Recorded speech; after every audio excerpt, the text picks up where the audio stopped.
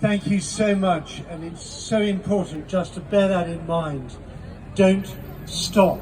I remember demonstrations in the Cold War, the depths of the Cold War, demonstrating for Ukrainian political prisoners, Estonian political prisoners, Latvians, Lithuanians and others outside of the Soviet embassy, with banners saying things like Ukrainians out of Siberia, Soviets out of Ukraine.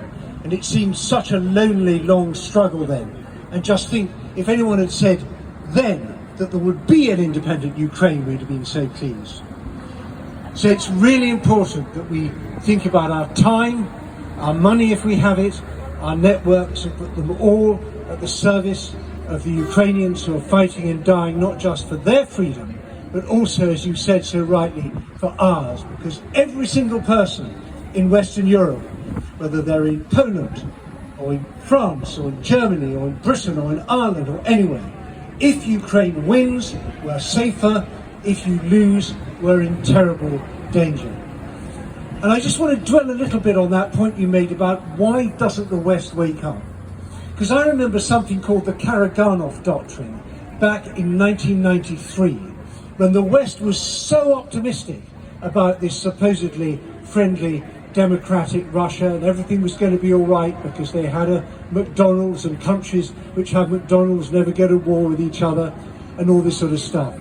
And there was this guy called Sergei Karaganov, and he had this idea that it was Russia's right and duty to intervene in any country that it chose on behalf of Russian speakers. And I remember writing an article for the paper I was editing then, and I said, I'm a Russian speaker. I speak really quite good Russian. But does that mean that I'm part of a political category? Does that mean that I want Boris Yeltsin to come and intervene on my behalf? No. Speaking Russian is a linguistic preference. It's a cultural choice. Can you imagine Britain saying that it has to intervene in Ireland or in Africa or in India on behalf of English speakers, because English speakers is a political category? Can you imagine France intervening in North Africa on behalf of French speakers? Germany intervening, well, we've seen how that went. They did try that once, Germany intervening on behalf of German speakers, and it ended very badly for the German speakers and very badly for Germany. And I thought we'd learnt our lesson, that intervening in other countries on behalf of some kind of idea of linguistic or cultural or ethnic hegemony was a really bad idea. I thought that finished back in 1945. But no, we gave Russia a pass on that. We let them get on with their energy blackmail, their information warfare, their subversion, their use of dirty money, all these other tricks, first of all applied in Belarus and in Moldova and in Georgia, and in the Baltic states, all these countries that the West said was too small, doesn't matter, not our problem. And I remember going into the German Energy Ministry in about 2002 and saying, watch out guys, you're getting really dependent on Russian gas.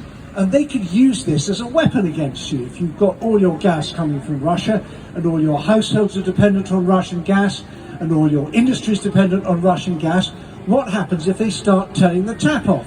And you know what the Germans said?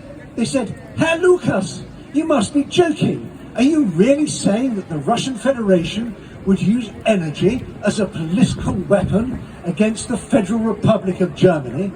And I said, duh, yes, and that's just what's happening now. Now, the Germans have all sorts of words for this, like Schadenfreude and Besserwisser. So it's not polite to go to the Germans and say, we told you so, but we did tell them so. Poles told them so, Czechs told them so. Lots of people said, don't build Nord Stream 1, don't build Nord Stream 2. And now guess what? The Germans are having cold showers, they're looking at turning off their swimming pools because they can't heat them. They're saying, oh my goodness, we're going to have a 6% drop of GDP. Well, I'd say to them just one thing. What was the drop of GDP in Ukraine when Ukraine became independent? What was the drop of GDP in the Baltic states when the Baltic states became independent? Some things matter more than money, like freedom and justice and sovereignty. And all over Europe, there are people who paid an enormous economic price for their freedom. So I'm very sorry, Germans. if turning off the Russian gas, whether you turn it off, which you ought to, or Putin turns it off, which he will, if that leads to a drop of 6% in GDP, well, I'm sorry, that means a 1 in 16 loss in your bank account. If you have £16, you only have 50. Well, I'm sorry, that is a price that's worth paying, because the alternative is horrible. The alternative is that you go begging to Putin, saying, turn the gas back on again, and we'll twist the Ukrainians' arms and make them settle it for a deal. And of course that won't bring peace, it just postpones the next war. So there's been incredible naivety and complacency and arrogance and greed all over Europe. And what I'm terribly sorry about, and I have to say a big sorry as a West European, you are paying the price for this. Tens of thousands of Ukrainians have died, not just since February the 24th, because that's not when the war started. The war started with the attack on Crimea. We all know that, I wish people in the West did. Tens of thousands of people have died, hundreds of thousands of people have had terrible physical and mental, don't forget the mental trauma. Millions of people have had their comfortable, happy, safe lives shattered by this. And of course it's Vladimir Putin's fault, but it's also the West's fault, because we were arrogant and naive and complacent and most of all greedy. So I really hope the tide is turning, and I'm beginning to think it does. We have one big victory to celebrate. As of today, the British government has said it's going to change the law so journalists like me can tell the truth about the oligarchs. And that's really, really important, because my dear friend Catherine Belton told the truth about the oligarchs in her wonderful book, Putin's People. And what happened? What happened was they sued her. And they didn't just sue her publisher, they sued her personally. They wanted to bankrupt her because they knew that they could run the clock up. It's like taking the worst taxi ride you've ever taken in your life. You know when you see the meter on the taxi going? Well, imagine that not going just in pounds, it's hundreds of pounds, it's thousands of pounds. I've sat in meetings with lawyers defending me, and the cost of that one meeting was in £10,000, and I was wondering who's going to pay that bill.